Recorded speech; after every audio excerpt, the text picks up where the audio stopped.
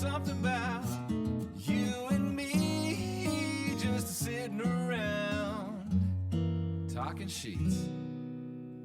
There is Dan Davidson and talking sheets. And Dan, well, you know what? We're going to get a chance to get up close and personal with him very, very soon, and we'll get to that coming up. But right now, Bailey Scheetz, this is our very first remote guest show. I guess that's what we're going to call it. I don't. What do you think the terminology should be? I think it's virtual because we did remote when we were on vacation, but this is like when you want a guest so badly you're willing to go on a computer for them. That's right. When we started this podcast, we said we will never do that. Yes. We will always make them come to the wonderful furnace storage room that we have at my house. But then you go, okay, well, for this guy, we'll make it happen. Oh yeah, there you go. Who is this guy? He's from a CCMA Academy of Country Music Juno Award-winning group. They also were nominated for a Grammy. He's the lead singer of the band that has 3 decades of incredible country music under their belt. And most importantly, he's from Grand Prairie, Alberta. His name, Brad Mates from Emerson Drive. Brad, thank you for joining us. You're very welcome. So just because you brought up the Grammy nomination, a real quick story. My mother was just at our place in Maine for the last 2 weeks. And for 2009, I think we got nominated for the Grammy. I think it was 6, but maybe not. I mean, I shouldn't argue with you. You would know. No, I don't. It's somewhere within a couple of years. But here's my thing: over the years, we've been nominated for a handful of awards. Some we won, some have been passed on to other people. I don't. I've have never been the type of person to collect the awards and put them, on a wall. Right. So the Grammy Association committee. Yeah. Anyway, they sent a lanyard, nice lanyard with a very heavy piece of metal, right, that says Grammy nominee, and it's in a Robin's blue, egg blue box that says Tiffany on the top of it. Tiffany's or Tiffany. Wow. So my daughter, who's 12, my mother brought it. I haven't seen it since we got the nomination. So that's a lot of years ago. She brings it to the house 2 weeks ago. And I told my daughter when she got home from school that I got her something from Tiffany's. And she was like, "You did not." I said, "I did." So we got home and here's this box with Tiffany's on the top. And she almost fell to the floor. Like she really thought I got her something from Tiffany's. And then she opened it up and saw that it was a Grammy nomination. She's like, "Oh, this is like your old stuff when you were in the band." Yeah. It's like, oh, just your stuff. Just your Grammy nomination. Yeah. What's your daughter's name? Kensley. So she got a Grammy from a Grammy. A Grammy from a Grammy, exactly. Yeah, very well done. One positive to us being connected virtually here is that I do have a laptop, and according to Wikipedia, both of you are wrong. And the Grammy nomination was in 2008. So what did I say? You said 2009, and Dad said 2006. So well, like you guys, I was born 15 minutes late. So even now it's bumping into years when it comes to stuff to remember. So it's all good. Okay, and speaking of late, you were again. We're at Bailey's house in North Benora, and we scheduled this podcast recording for 7 at your request. So we got all set up then, and Bailey's 7-month-old daughter Leona, producer Renato, who's normally part of this the show, says no, I'll go. They're going to Boston Pizza to get takeout for us with Grammy, my wife, and now you are like quite late. Yeah, 27 minutes. So it's messing everything up. They're going to come back into this little house, and it's going to be a disaster. But you have a good excuse. It makes for a real interview, Chris. Is how I feel about it. Yeah. Okay. Yeah. What happened? Well, I actually left at dinner early, just so you know, and there'd be people that vouch for that too, because I told them I needed to be here for this interview. When I hopped into my Uber to get back to the office here, we hit a train that was stopped across the tracks and was not moving. Right. So we sat there. Now the Uber driver didn't say anything for the first 3 minutes driving back. And when we got stuck, I said, "Oh, do you think we should go down a different way. And he didn't say anything. And then I realized that he didn't speak English. So Okay. we started having this conversation where I might have knew probably 2 or 3 words. And he was the exact same way as me. I think what he figured out was I was from Canada. I wasn't here. I was here illegally. And he was like, we need to both get out of here. So he took you to some back roads around the train. He introduced me to a group of people. And anyway, everything's good. I got back here. What city is this in? I'm in Nashville right now. Nashville, Tennessee. Okay, Yeah. There you go. Well, I know why that Uber driver was able to do that. You know why? Why? Because he got his training from his dad. So that's a dad joke. Oh, well, there you go. I like that. You don't even get it. I thought you were going somewhere else. Well, the train was blocking him. He knew how to get around it. He got his training.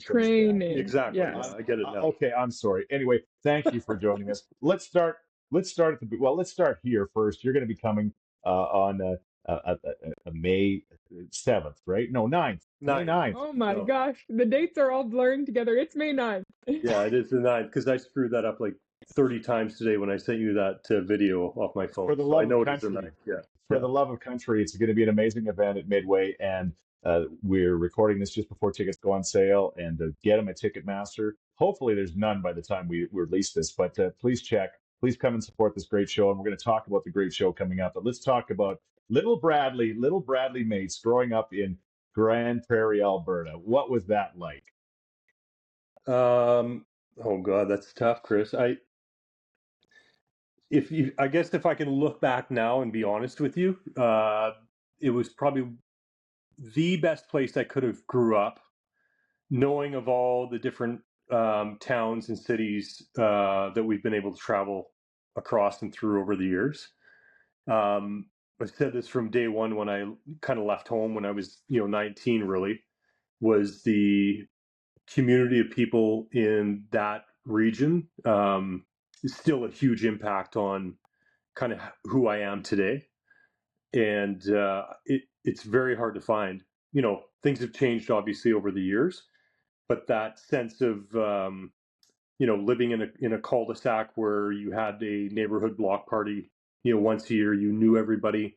You obviously with technology these days, I grew up in that last section of time where I understood what it was like to not have everything that the kids have nowadays, but appreciate everything that we do now as well, if that makes sense. So, yeah, it's still one of those places that I talk about all the time. And whenever someone asks me where I'm from, I should say, Maine, because I've been there for 13 years, or I was here in Nashville for 15 before that. But I always tend to say Grand Prairie, Alberta. So obviously it made an impact on my life. Yeah, for sure. Again, growing up, like you say, it's always you left to do what you did to chase your dreams, but you're always going to be a Grand Prairie kid. I have to mention it. What's the name of your favorite aunt that I love so much? Corrine. Thank you, Auntie Corrine. It's a number of years ago on Kissin' Country, like a number of years, like 15, probably 20. I was doing the show, and one day I get this call on the request line, and it's from Brad's Auntie Corrine, and she's got this great story about little Bradley when he was. How old were you when this happened? And tell us the story that she told me, because it's one of the best stories I've ever heard about a little. Yeah, they call them kiddos now. Yeah, I guess I was probably, I would say probably 9 or 10, maybe a little bit younger. I've been off like a year already, Bailey, right? So yeah, maybe it was 2007. I don't know. My parents had a property outside of Grand Prairie at a lake, and they had the property for 44 years before they sold it. My sister and I basically grew up out there every single weekend through the summers, the winters. Obviously, in order to go out to the cabin, because there was no septic system out there, an outhouse had to be built, right? So my dad basically got to a point where the outhouse that they had built when when I wasn't even born, was getting to the point where it had to come down. Like, it was getting that old. And he built a new one in our garage. Mm-hmm. And I went out there one afternoon and took care of business. My aunt and my mother went out there, and my dad, because they were pushing the outhouse into the back of the truck to load up to take it out to the lake. And as they tipped it over and pushed it in the back of the truck, there was, whatever I had done there for my number two was still sitting on the concrete pad in the garage. So it was an ongoing story for many, many years. I don't remember much of it, Chris, to be honest with you, but You know what? happened. Your Auntie Corinne did, and I'll never forget it. And how many Grammy-nominated guys can tell a story like that? And Right? when their auntie throws them under the bus, I love that part the best. Because we're doing this differently today, and again, if you're listening on you downloaded the podcast, you can't see us, but we're using this fancy system called Riverside. Bailey, let's just alternate questions back and forth because we can't actually cue each other. So you get the next question. You get to go after he just told the pooping story. So you go. No, it doesn't really get much better than that. Yeah. I love particularly that your aunt felt the need to tell a radio host that story, to call in and say, like, I'm very proud of my nephew, and also he once pooped on the concrete at the lake. Like, it's really something. No, that's totally my family. And even like, just to bump back to a couple days ago when Chris, your dad, had called my phone, and we were in the middle of a game. Like, the four of us are playing a board game, and it was so important to finish it that I basically just let it ring through, and I knew I'd call your dad back. But my daughter saw it and said, "Who's Chris Scheetz?" And my mother goes, "Oh, well, he's a radio DJ from Edmonton that your dad knows. They're good friends." So your dad has been a part of my life. I can say that, not my career, but my life, because we've kept in touch even after both of us have kind of gotten to new positions, I guess, and ventures, and it's pretty amazing. And I can say this, and I know, Chris, you'll get this. I can probably count in one hand the radio people that I worked with back in my 20s that I still talk with today. And I think that's it's a special thing because it doesn't happen very often. And I like the fact that there was kind of that the relationship that was built back in the day that is still there today. I always, anytime that I went through Edmonton over the years, and this because I used to text you or call you when I was going to Grand Prairie out of the blue, right? So I just love the fact that there's certain people in certain areas of the country that understand careers and what it takes to go through the whole thing. And, obviously you were very appreciated in the Edmonton area, and obviously wherever the radio waves would reach, right? So pretty cool. I think that's just such a Canadian thing too, is like having that local feeling where your aunt calls and you're connected with the radio guys all over. It's very cool. Yes, absolutely. Yeah. I want to say thank you, Brad. And truly, when I think back to my radio career, two of my, I guess, greatest honors when it came to people like you was the time that Brad Rempel and Curtis invited me to Lacrete, to their hometown, to be part of a concert they were putting on, and then you invited me to Grand Prairie to be part of your golf tournament, and I came up there and I broadcast. And by the way, that highway to Grand Prairie, I mean, it takes your kidneys out. Yeah, beautiful ride. Yeah. It really does take your kidneys out. But those were, honestly, when you actually invited me to your hometowns. I mean, Gord Banford did the same thing with his golf tournament too. So got to do a shout out to Gord, and a lot of artists did things. And so, but the point is to invite me to your hometown like that. I really, really appreciated it. 12 gauge. Let's talk really quickly about that, because I go back far enough with you that I remember getting some music that wasn't as good as the stuff you released later in your career called 12 gauge. I'm curious as to how that name came to be, because I remember obviously Emerson Drive growing up, and I think 12 gauge, it sounds like it was founded, if Wikipedia might be lying to us, but it was founded the year after I was born, so not as familiar with 12 gauge, but I'd like to know how the name kind of started and then evolved. Yeah. So in grade 11 is when the band formed, and obviously we needed a name because our first gig was at the high school, and we had went out to the local music store and we pooled our money together. There were 7 of us at that point. Pooled together $600 and bought a little PA system, and basically took a sheet from one of our parents' places and spray painted 12 gauge on it. It just seemed like the right name at the right time.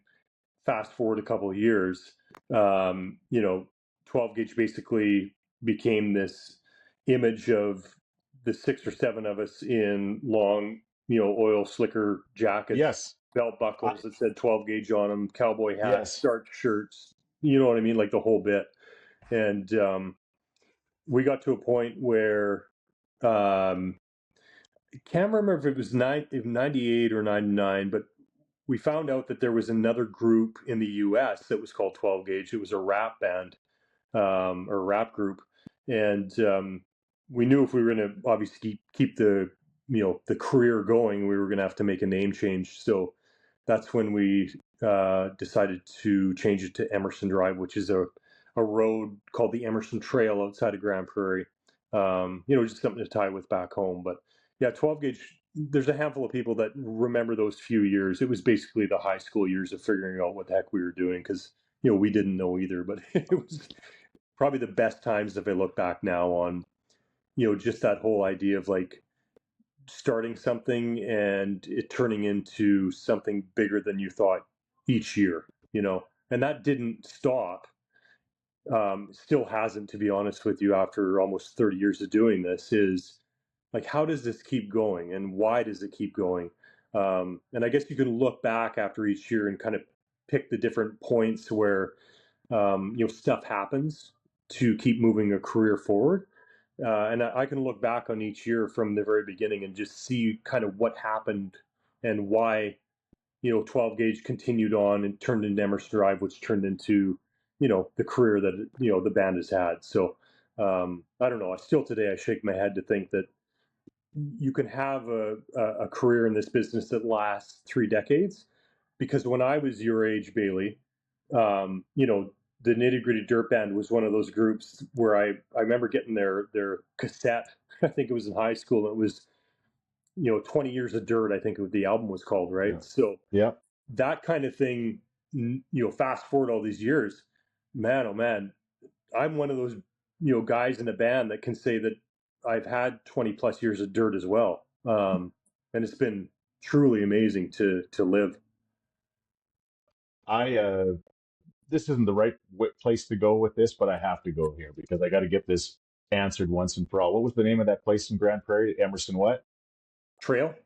Emerson Trail, because there was always this urban myth that the name came because that was the road that Brad was conceived on. But that's right. Do you remember hearing that? Like that yes, I do. That was the story. Honestly, it's part of my family. I think my mother is the one that actually said that. Brad, you probably don't. Well, know, you know what? But she would know. She would know. Oh yeah. And if I told you my mother's maiden name, it might make sense. Her maiden name was Good Enough. That's honest to God truth. Good Enough. Yeah. Good enough. Yeah. So my dad and his buddies used to joke, like, if she's good enough for you, Donnie, she's good enough for me, type thing, right? Like, it was just awful. Yeah. You know what? I feel like it's important to mention you talked about your mom, your dad. Your dad, of course, was a huge part in your life as well, and unfortunately, like my dad and Bailey's grandpa, he's gone, but he certainly was a huge part of who you are and who you became, and you watched him struggle, didn't you? Oh yeah. I have to first off give shout out to my mother and my sister, because they're the ones that were living in Grand Prairie for those years that my dad had Parkinson's. I was the one that was coming in and out of the picture all the time just because of living in Nashville and obviously in Maine.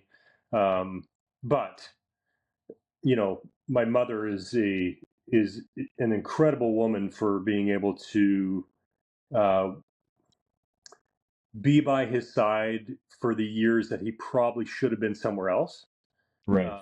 To give him kind of that comfort of home. Mm-hmm. the caregivers out there's nothing like it. It's very, very hard to understand unless you live it, right?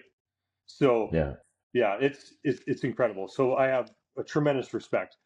Since you brought up my dad, and this is so funny you brought it up because I don't know if you can see. Okay, this is the reason to watch this on YouTube. Yeah. He's showing us. What are you showing us there? So Okay. there's a whole bunch of stuff going on. My dad was in a band when I was a kid, and basically this first one I showed you probably can't see anything, but it's a set list of the songs that he used to play, and he was the singer. So there's probably 20, 40, 60, 80, probably 80 to 100 songs that I'm looking at, all marked out with the right key for them playing the song in. And this goes back. These pages are brown, so this tells you how old this paper is. Well, he took that set list over the last. So he passed away almost two years ago, and the year prior to him passing away, he decided to start writing down every song that we ever recorded, like Emerson Drive. Yeah. So on the back of these sheets, he started at number 1 and then started, working his way down. So there's 1, 2, 3, 4, 5, 6, and he came up with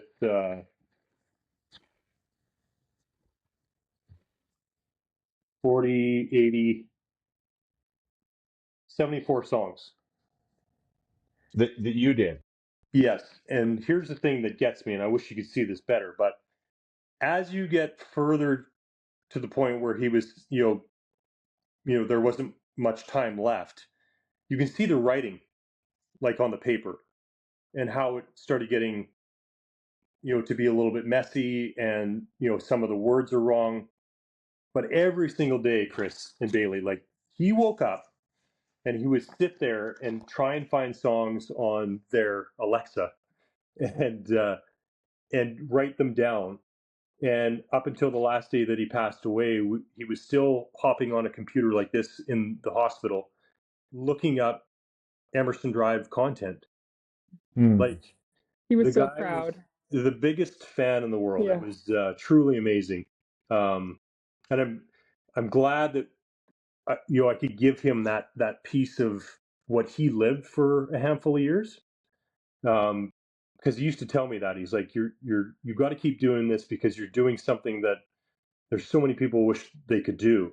And he's like, I was one of them, and you're taking it to a whole nother level. So it's really cool. I don't know what I'm going to do with this. I want to frame it, but like, these pages here are just amazing to me to have now.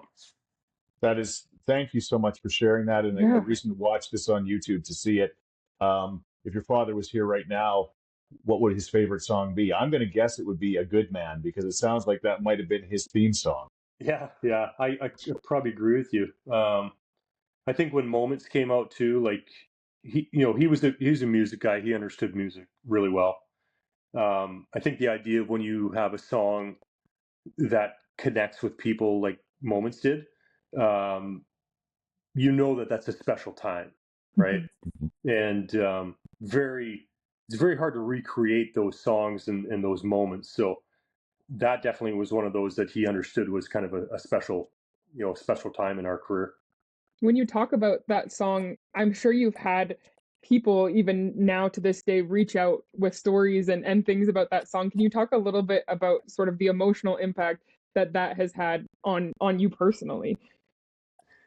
Yeah, there was so much going on leading up to that being a number 1. I don't think we really understood the full effect of what was happening until the year after, Bailey. Mm-hmm. The shows that we did in 2009 were the ones that really made the impact on what music can do to people's lives. Every artist that you talk to is going to have a song or a few songs, and it's not a lot. It's just going to be a handful that potentially impact and make a difference in a fan's life and in the career as well. Lots of times there's songs that get cut and get put out there. If you talk to every artist, it's like, oh yeah, I mean, it wasn't our favorite, but maybe it became a top 10 or a top 20 where people recognize the song, right? And becomes part of your set list. this was like on a whole nother level. I mean, this was actually people coming up to us after shows for, God, almost 3 years, just telling us their story of how the words and the music impacted their life, and like honestly pulled them away from some really scary situations, right? And that's when we were old enough at that point to truly understand, the impact again that music has sometimes when it does make its way to the right places. So that's just a period of time that we're never ever going to forget, and super thankful that we kind of lived through that. It was great. And not to dive into the other side of it, but that's when we lost our bass player to suicide. Not long, like that whole time period is so screwed up for us, right? You're helping people the year after, you're losing one of your guys the year of, and trying to figure out like what is happening and why is this happening, right?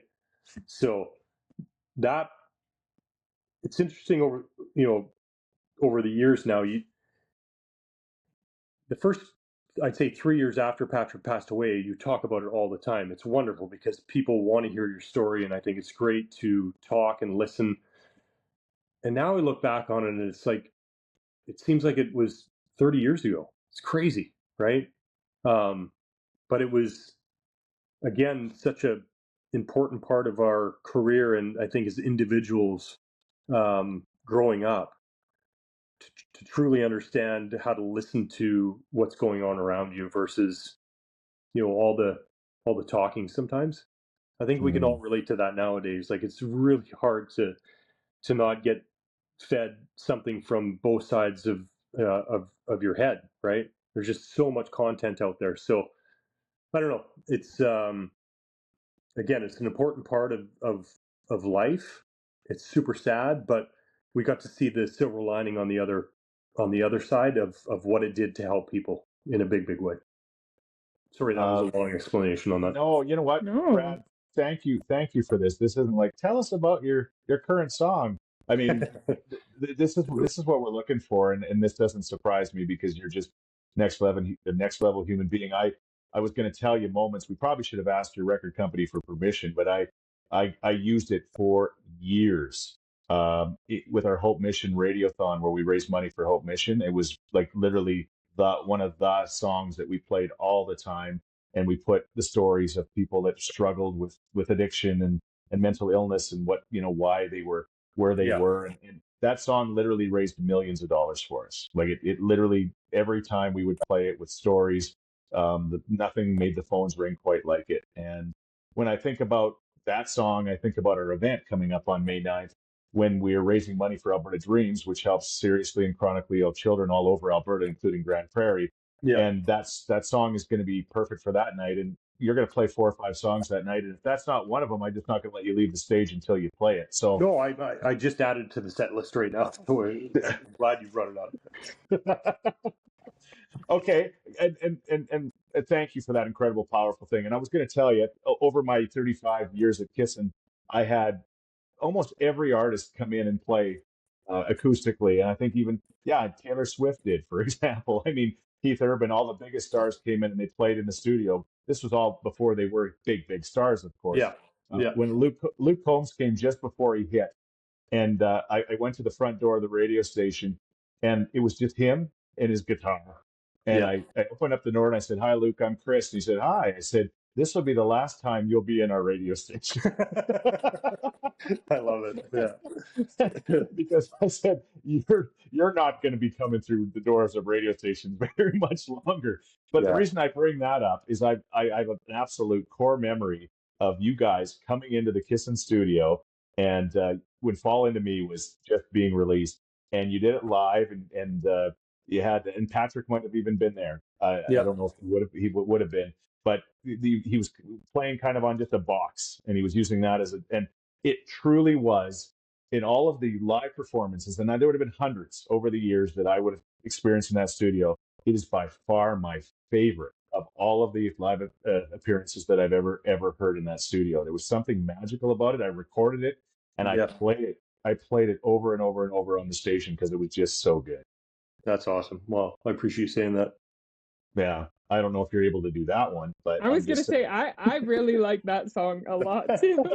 We're just writing our own set list here. I'm gonna walk like 5 feet away, grab a cord because my phone's gonna die. I need to plug it in before it does. So Okay, you do that. While he's doing that, Bailey, this is a perfect opportunity. We were talking about Grand Prairie and making the trip to Grand Prairie and the roads being pretty rough. You know what? I'd make that trip every day in the Jeep Compass Trailhawk that you're driving. Yes. I actually we're kind of going through, Brad, you might not remember this as much, but a really weird transitional season in Alberta right now. And I was pulling up to Kingsway Mall today, and they have decided to put all of the snow that was in the parking lot into one giant snow mountain. So the parking lot is clear except for a mountain. And I thought to myself, you know what? I can drive a little bit through the snow because of the Jeep Compass Trailhawk. So I was experiencing the mountaineer energy, but in Kingsway Mall parking lot, thanks to the Jeep Compass Trailhawk from Londonderry Dodge. that's hilarious. Yeah, and then I've got the Ram. I got the classic Ram truck I'm driving thanks to Londonderry as well. And are you a pickup man? Do you still drive a truck, or you drive? My I wife, know you're not. Yeah, my wife, she doesn't understand why I still have the same Dodge Ram truck. It's an yeah, '04, Chris. I work on it every other month, yeah, and it's that truck where it should have been sold years ago, but it has yeah, become it's like a dog in the family. yeah, Like I will keep that yeah, truck alive as long as I can. Does yeah. it You have a might even. name? Yeah, yeah, Bailey, I used to name a lot of things when I was in my 20s. Yes. I was well known in my 20s for naming the vacuum cleaner on the bus. I have to shout out to my best friend's mother in Grand Prairie, Janet Gummer. Uh, yeah, the my mother taught me a lesson when I was younger. Janet taught me a lesson, but the two different. My mother didn't want to do my laundry when I was in junior high, so yeah, she just quit doing my laundry. yeah, So you get to a point after a week or two where you have no clean laundry and you just have to do it yourself. So I learned how to do laundry myself by my mother not doing anything, yeah, right? Janet down the road, 4 houses down, would iron my best friend Richard's socks, yeah, underwear, pants, shirts every single day. I learned how to iron from my best friend's mother. yeah, So I turned into like this 13-year-old that knew how to do laundry and iron clothes at a very young age, and it just yeah, it carried on. It's the strangest thing. My daughter will come to me in the mornings now, no lie, yeah. 3 days a week, and be like, "Dad, can you iron a shirt for me before?" And absolutely, Ken's, I'll do it for you.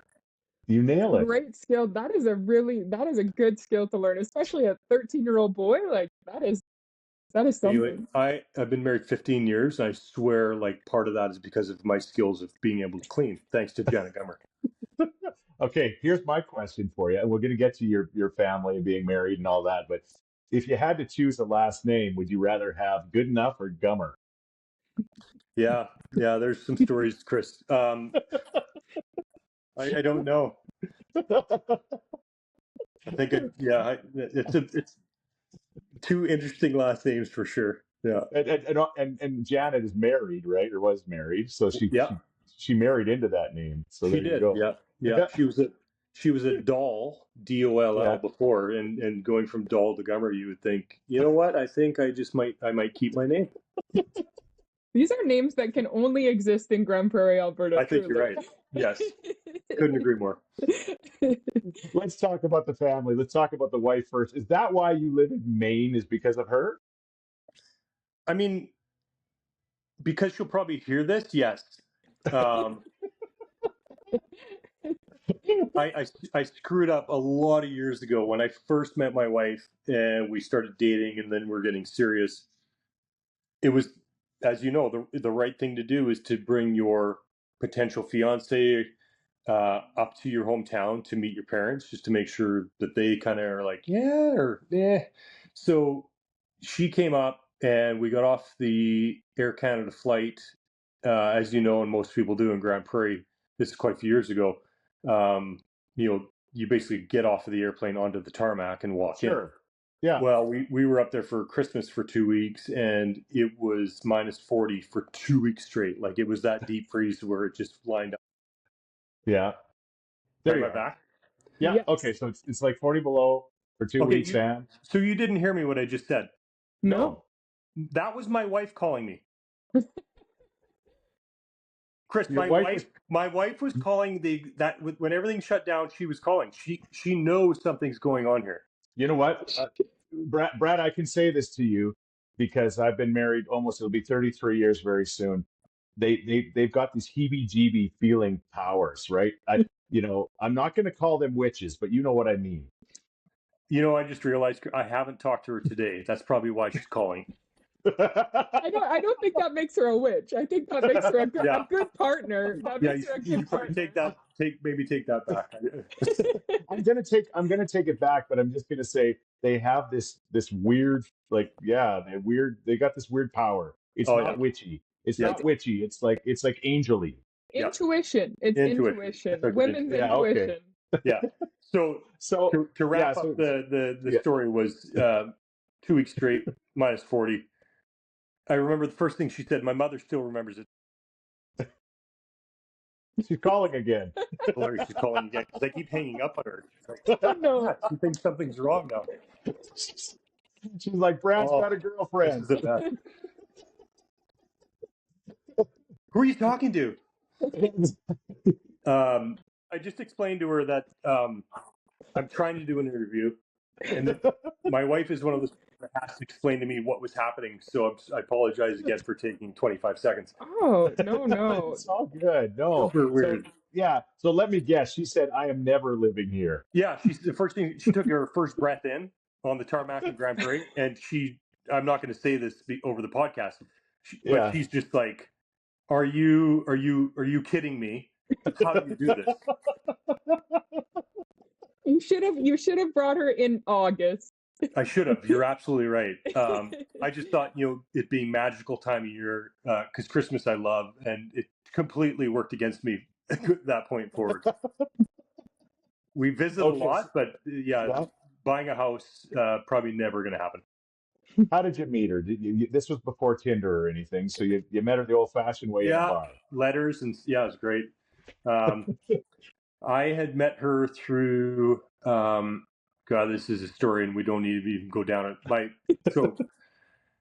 My brother-in-law is David Pichette, who played fiddle for us for 12 years. My wife Jana and David's wife Jill are twins.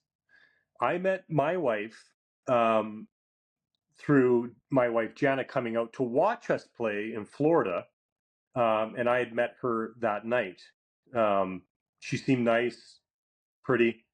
And then I think 2 months later we played in Wisconsin, and her dad and the two sisters came out, and we ended up talking, exchanging numbers, and and the rest is history. So it was kind of an interesting time. I was in I think it was 29 or 30 when I met her. So it was it was time for you to settle down. You know what? Not to get serious, but I always felt like it was going to be incredibly hard to meet somebody on the road, and it was. I always felt like that attachment to home was kind of going to play into my cards. Well, I was so wrong about that, and just completely went the other way. But fast forward, we lived in Nashville, or she did with me for 4 years. Both our kids were born in Nashville, and then we made the move to Maine, and we've been there for almost 14 years this spring. So it's been amazing. It's weird how home comes up a lot, but Maine reminds me a lot of Alberta. The people, being able to get out of town and be in the middle of nowhere if you want to. Still snowmobile lots. We ice fish in the wintertime. We ski.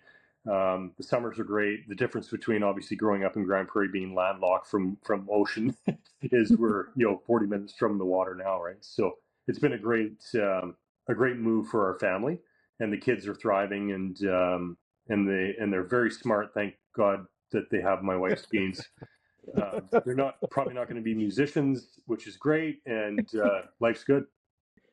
What do they think of your career? And like you said that you gave your daughter your Grammy nomination. What does that mean to her? Is it just like, oh, dad's got his things, or what did they look back on Emerson Drive videos or anything like that?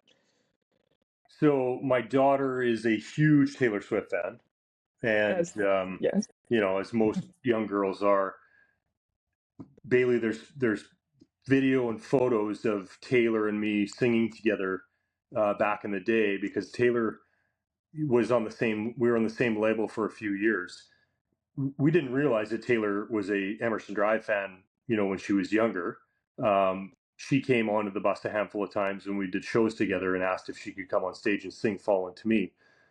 And so there's some great pictures of, you know, a few shows that we had did where she came on stage and just absolutely killed it. It was hilarious.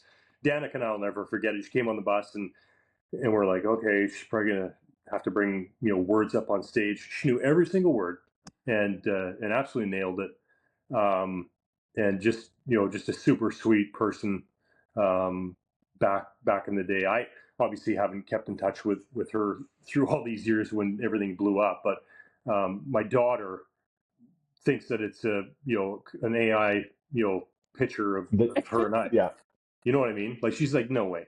There's no way. Yeah.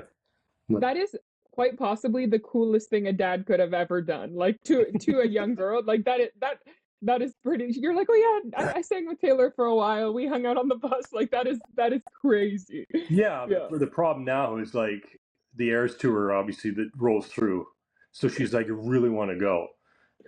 So it's kind of an unwritten rule in this business where, if, you know, most artists are able to probably get a connection with a couple phone calls. Yeah. I haven't spent thousands of dollars on an Eras ticket yet, and I'm probably not going to. So I might need to make a couple of phone calls to reach out. We'll see. You might need to get Taylor to come visit. Yeah. I think we should get Taylor to come to the For the Love of Country event and sing Fall Into Me with you again, just one more time. Like, that'd be great. You know, she might be one of the surprise guests. I'm not saying she's not coming. Another quick story, just because you guys are bringing it up. So back in the day with the golf tournament and the concert at the college in Grand Prairie, I asked if it would be possible to get Taylor to give us a guitar for one of the live auction items. And she was kind enough, absolutely. I mean, that was when Tim McGraw was on the radio. She signed it. My dad's best friend, who was actually the drummer in his band, who was an orthodontist, ended up buying the guitar for like $3,500. Wow. Yeah. Wow. Well, he still has it now. And if you think about buying a guitar for $3,500 with Taylor's name on it, and, you know, would he ever get rid of it now or sell it now? No. But just the idea that he has this guitar up in, you know, Grand Prairie signed by Taylor is kind of a cool thing. I don't know if I've told this story on the podcast, but this happened. Country radio seminar, went down there where you just kind of get all these different cool events as a radio person, and they showcase all these people. And we were meeting. I think it was in a room with Jason Aldean, and somebody came over from the record company and said, "Hey, I want you to meet somebody." I'm like, "Oh, okay, who?" "Oh, it's going to be the next Garth Brooks. Her name is Taylor Swift." And she's 15 years old, and I'm like, "The next Garth Brooks." Say, "Okay, I'll take a picture with her." Yeah.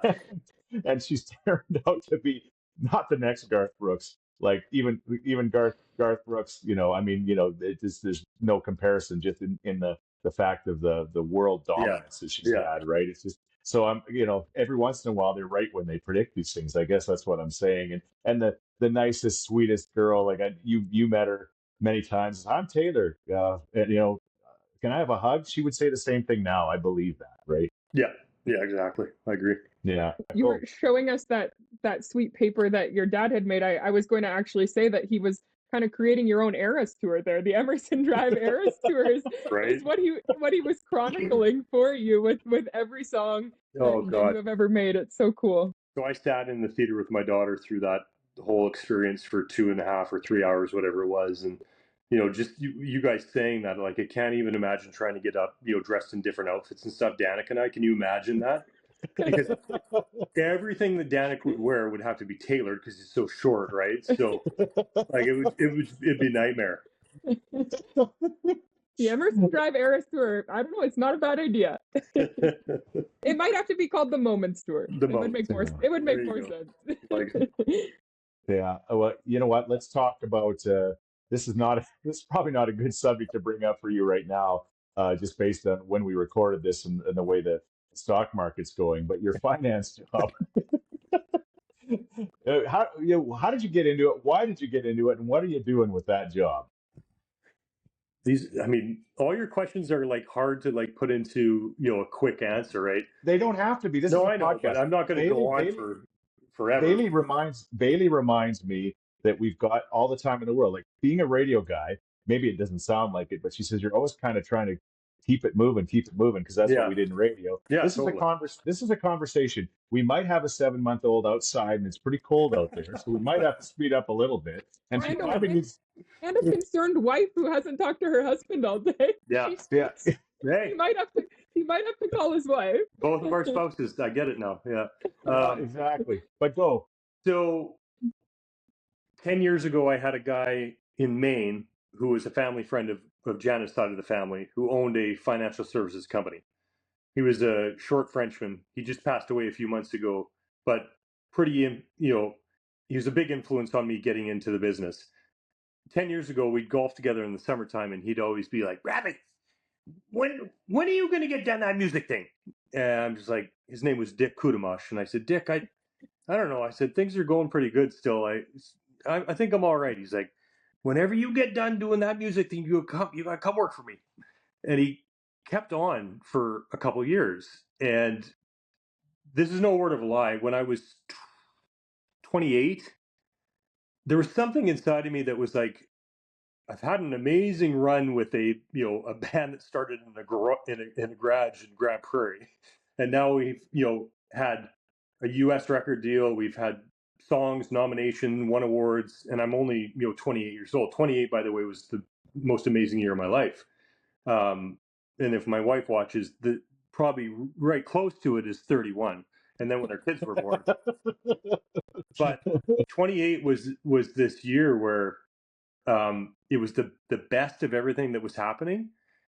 And for some reason I had this like, it wasn't like, I guess it was a bit of a pit in my stomach. I'm like, I'm young. I know I'm young, and I know that careers don't usually last a long time. And I just felt like something else was going to happen eventually. And that's kind of the point where I started thinking, maybe I need to look at other things, not dive in, but start dipping my toes in other things that might be like a good bridge for me to go to if Emerson Drive slows down enough where I need to do something else. And obviously Dick Kudamash was that guy and that voice that just kept coming back. So I was like, you know what? I've been involved in our business from day one. And I kind of know how everything works, how everything runs. I might be good or have a good piece of knowledge in the financial services space, just understanding what it was like to be a business owner. And within the first probably 8 to 12 months, I just was like, oh my God, I think this is something I want to keep up with and follow through with. Well, fast forward 8 years, I went through basically, every type of exam that you need to do to obviously, trade in the market and have the proper licenses to open accounts for clients. And so basically I can be dangerous is what I call it. But it has put me in a position where I truly enjoy what's next in my life. I never ever thought that it would get, I never thought I'd get something back like it did singing on stage, but I'm getting the same thing from clients now. Maybe hard for some people to understand, but when I talk about impact with like moments, when you can impact someone's life, that potentially helps them get on track or start something or turn something around that makes a difference, you get an amazing piece of power back from them. And it's hard to explain, but it's very similar to getting that feedback from a crowd. I love it. And So you're helping, yeah, you're helping people that traditionally don't get a lot of help in that world, right? exactly. So this is the nutshell that I could go on forever. But basically, I got to a point where I needed to open up my own business because my goal was obviously to help people in the music industry. It's what I've been around my entire life. I feel comfortable in this space. So I opened up Band and Crew Wealth Management and really focused on music industry people and just helping, through the beginning stages, the middle, and the end. And I'm, my niche in all this, you guys, is basically I'm the face on the milk carton. Like I'm the only, as far as we know, and all the people that we've met in this business over the years, I think I'm the only advisor in this space in Nashville that has the background like I do, right? It doesn't mean I'm going to make my clients double the money that the advisor down the road, who's a friend of mine, is going to. The difference is that I've been through the trenches. I understand the business and what most people potentially might go through. So I'm trying to create a different space for clients to feel comfortable talking about stuff when it comes to finance. This is so cool that again, there's a lot of layers to this, man, isn't there, Bailey? Yes, I feel like we could have a whole financial podcast. Right. Heaven knows we could use help with that. Yeah. That is, it's a very cool way to take your experience and help people in a completely different way than being on stage, but it's still, yeah, and it's such an industry where I think, I'm not an artist, but I think that there's probably not a lot of support in that way, where you're getting money from different sources and it's a little bit more chaotic. So I think it's very, very cool. Yeah, I sat with one of the other advisors here in Nashville, who is a traditional advisor, but he came to me when I was in my 20s to ask if I needed help with anything. I'll never forget it, and I'm friends with him today. He owns a great practice here in Nashville, very successful. But he was one of those guys that played in a college band, was trying to get a record deal, and the only reason that we connected is because there was that relationship of music in our lives, right? The hardest thing that advisors have in Nashville, coming from the outside in, is lots of them don't have that upbringing of the music business, and that's the biggest difference for me. Is again, I'm able to talk to to a lot of different people about being a teenager trying to get a record deal, getting signed to a record deal when you're 20, your first hit songs, what do you do with money when you first start making money, growth in a business, losing people, losing record deals. Like, I don't know, it's just, I look at my life now and there's so many pieces um, of like so many tools I have in my belt now that are just so helpful when it comes to talking with folks. It's the best part of what I get to do now. And I'm not. If you watch this on YouTube, it'll be very obvious that Brad Mates and Chris Scheetz don't have a lot in common. Just look at our faces. Uh, but there's a common link here with my new role at Alberta Dreams, because after 35 years of learning and picking things up and experiencing things and trying to help charity in a way in radio, now it's just a natural progression for me to go and help this charity get to the next level and create these events like the event we're having. Yeah. And it's the same kind of thing, and you're right. Like it's you're accustomed to feeling a certain way, and you all through your life you're trying to kind of find things that make you feel that continue to make you feel that way, and that's kind of where I feel like I am right now. So that leads us to the event For the Love of Country, which is coming up on May 9th. And again, there may or may not still be tickets for sale. I hope that it has to sell out, because it should. For $49.49 to see all of these wonderful performers, including Brad perform, Tay-Bay, we've got Doc Walker. It's funny, when I remember one night at the CCMAs, we were at like the Starlight Room, or I can't remember where it was, but there was a bunch of acts playing and they were all doing like 30 minutes each. Emerson Drive played and Doc Walker played, and I could feel there was a natural, you know, competitive vibe between these two groups because you guys were competing for the same band space as the band in Canadian country music. And you both just like a Stanley Cup final, you both raised your level to like a different level, and you could feel it. It was a tension. It was a cool thing. It was like we're going to come on that stage and we're going to kick ass. Oh yeah, well we're going to do the same thing. And I don't know if you remember that night, but it was one of the most spectacular nights. I'm just like, this is incredible. And now to have you guys both on that stage, I mean, you of course are the lead singer of Emerson Drive, and Dave and Chris, that as two of our acts, that's going to be an incredible thing, right? Yeah, there's a lot of respect, and you know, you could relate it to like you said, like on the ice. Over the years, there was never ever any point in time where there was like negative feelings towards, you know, each group. No. I think we respected each other to the point where you were actually cheering on the other team. Okay. You know what I mean? Good. To just get to the next step or the next level. Yeah. I got tremendous respect for Dave and Chris. Yeah. I know you do, but that night, I'm telling you, I could feel it was like, we're going to show you we're better. We're going to put on a better show. I felt it, whether you or not. I mean, you always want to put on a great show, but the point is, you guys are fantastic, and we've got Tebe, and you know what Tebe is quietly one of the best songwriters that Canada has ever produced. Yeah. Is that not true? That's true. Yeah. Yeah.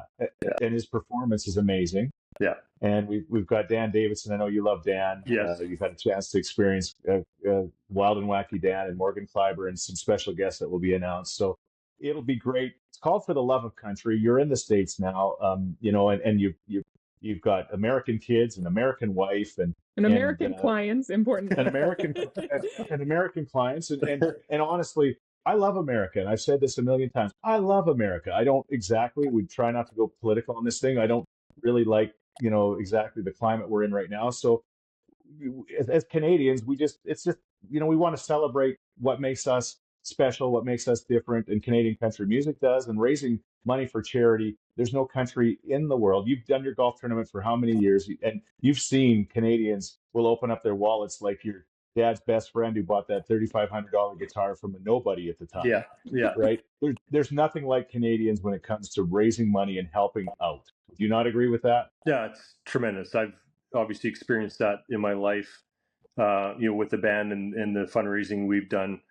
Again, like, I'll say it now just because we're talking about it, but I'm the type of person, again, when it comes to awards, nominations, I remember back in the day, I used to tell the guys when we were nominated, didn't win something, we were the fortunate guys that got to get back on a bus and travel and do 200 dates right after that, right?